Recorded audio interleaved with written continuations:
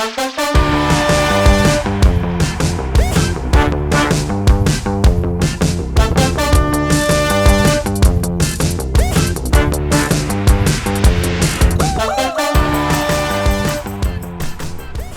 think it goes without saying that 2020 was a hard year.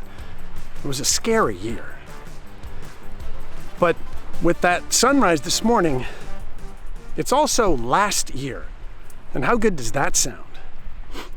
You know, most days through the year, after I woke up and would come downstairs, make a cup of coffee, and sit at my desk, one of the first things I would do is write a line of gratitude. And it was really almost the same thing every day. We're still healthy, we're here home safe together, and that's about it. And so on this first day of 2021, I do want to express some gratitude. Through the year, my wife, myself, our daughters, the grandparents, we all stayed healthy. My wife and I, we kept our jobs. That's all I could really ask for when so many people lost so much. It's not a year I would like to live through again, but it'll be a hard one to forget.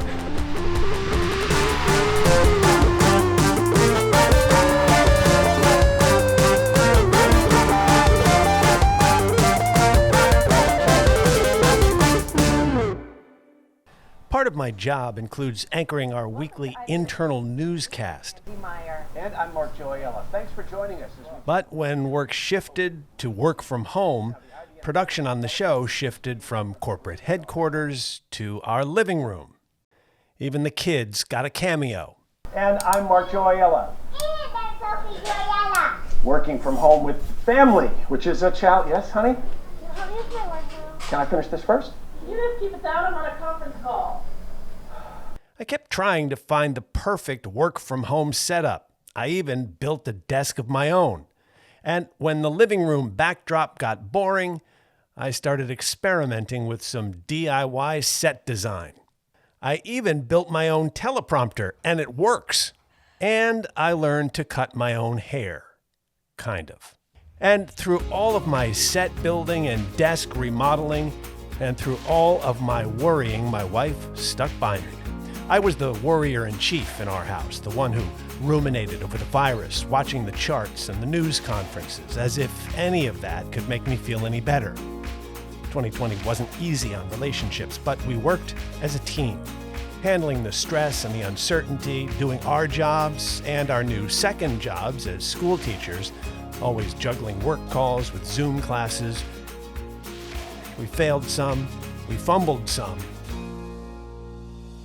We laughed, lost our temper, but we got through the year. We picked up new hobbies as well, including a new passion for home improvement. Our little house never felt quite so small as it did last year. My wife finally got the fireplace she'd always wanted. And on Christmas, the kids got a trampoline, a gift that almost certainly would never have happened if not 2020. And while I found the long, long days of 2020 to be truly exhausting, there were so many moments that were, well, not awful. In the summer, we took a family trip to Maine at a time when Maine was one of the only places in the country that didn't require us to quarantine or COVID test. We had our first meal at a restaurant, which felt oddly strange. But the strict social distancing guidelines there were reassuring. Mostly, though, we stayed away from people and soaked up the views along the beautiful Maine coastline with its rugged rock formations and its as far as the eye can see ocean views. And it was on that trip that I had the experience that was probably the best moment of the year. My daughter Maddie and I woke up early one morning, snuck out of the hotel, and went for a walk along the marginal way to watch the sunrise. In that moment, just my daughter and me, I felt we were okay. Even in a pandemic, we could still have experiences that we'd remember fondly for the rest of our lives. In fact, we were so happy those few days in Ogunquit, I think it's going to be a family tradition. Can't wait to go back when we can fully, entirely relax and not feel anger to see people not wearing masks. So if you didn't get up early today to catch this first sunrise of 2021, here it is. Enjoy it. Embrace it. It's a reminder that even a year like 2020 only lasts so long, and then we get something new. I'm still a worrier, and I will be until we all get vaccinated and we see the cases and the deaths start dropping. But for now, for today, I'll be hopeful. Hopeful that 2021 is the beginning of better times. So here's to hoping this year brings a lot less loss and sadness, a lot less loneliness and fear.